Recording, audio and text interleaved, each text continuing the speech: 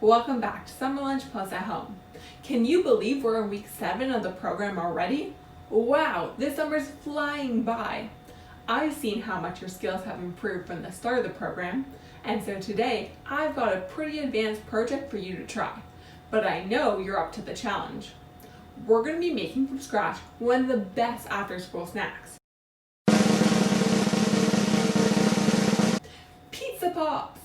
These packets of dough are oozing with steaming cheese, tomato sauce, and plenty of veggies. You're gonna love them. Hunger. It just can't be ignored. Pillsbury Pizza Pop snacks are jam-packed with loads of pizza. Stop your hunger. The equipment you'll need is 2 large baking trays, a clean dish towel, a pastry brush or paper towel, measuring cups, measuring spoons, a large plastic bag, a cutting board, and a knife. The ingredients you will need to make the Pizza Pops include 3 cups of whole wheat flour plus a little extra for dusting, 1 cup warm water, 1 cup tomato sauce, 3 tablespoons oil, 1/4 cup sugar, 2 teaspoons salt, 2 teaspoons yeast, 1.5 cups of shredded cheese, and any optional toppings that you'd like. Today I'm having green peppers, mushrooms, and olives. Before we get started on our dough, we want to preheat our oven to 375 degrees Fahrenheit. You and your parents are going to love this recipe for dough in a bag, where you have all the fun of squishing the dough with a fraction of the mess.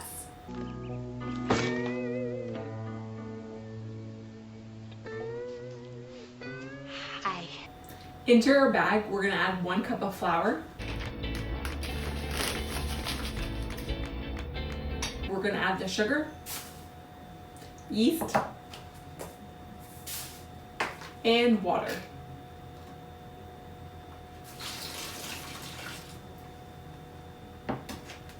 Now we're going to seal the bag and use our hands to squish it and mix it together.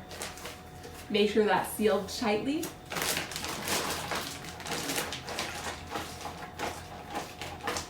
Now we're going to let our dough rest at room temperature for 10 minutes.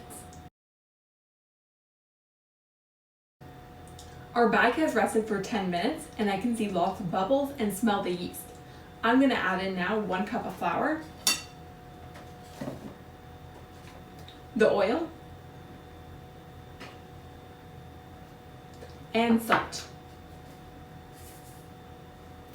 And I'm going to seal this back up.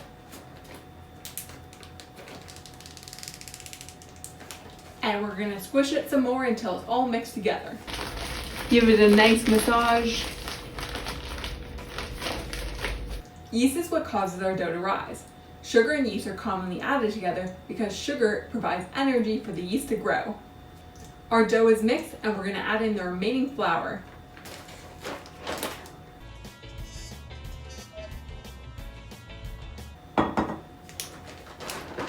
And refill the bag and squish it some more.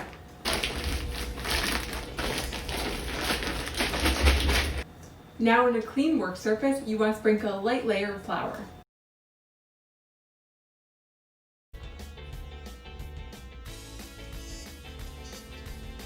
And we're going to dump out our dough onto the surface. The final step is kneading the dough to develop the protein called gluten, which makes our bread elastic. To do so, we're going to sprinkle a little flour on top of the bread. And then using the heel of our hand, we're going to push the bread out and pull from the far end and fold it back over. Then we're going to give it a 1/4 rotation. Use our heel of our palm, press it out, pull it back, and repeat, adding flour until the dough is no longer sticky.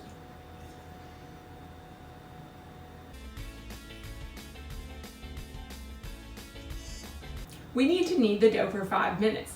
Kneading takes a lot of arm strength, so if you're getting tired, you can take a little break, or you can tag out and have a parent or sibling come help.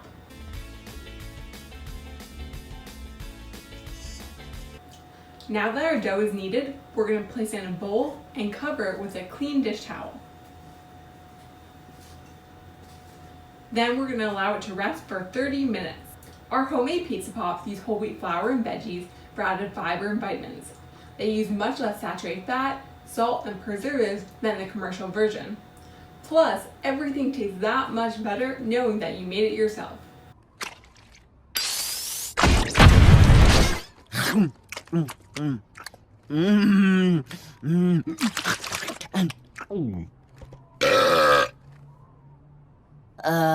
Yuck. You guys won't like it. I'll take the rest. No way! Back off! We've let our dough rise for 30 minutes and now it's time to uncover it and cut it in half. We're putting our dough ball on a greased baking sheet and now we're going to grease our fingertips to make the spreading of the dough much easier. Now we're going to stretch the dough until it fills up the baking tray.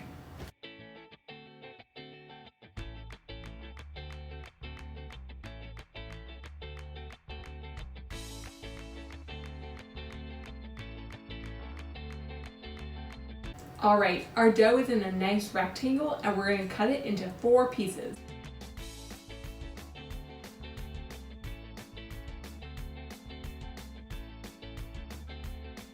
Each piece is going to be a pizza pocket. So now we're going to repeat this with the second tray. To assemble our pizza pockets, we're going to spread the sauce, cheese, and toppings on 1/2 of each of the squares, leaving a little border around so when we seal it, none of the great filling will ooze out. First, I'm going to put tomato sauce. Now we're going to add our cheese. And we want to be pretty generous with our toppings because otherwise it's going to be a little too bready.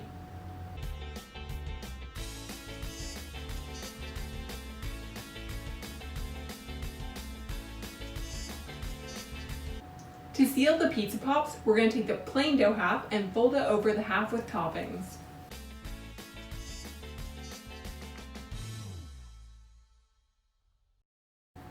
Then we're going to seal it closed with a fork.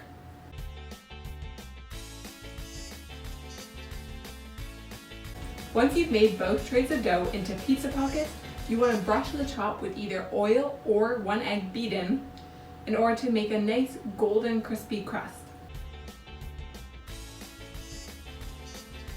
These are ready for the oven. I'm going to bake them for 20 to 25 minutes until they're golden on the top and bottom.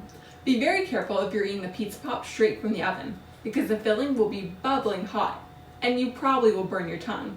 That's something I'm embarrassed to admit that I've done way too many times in my impatience.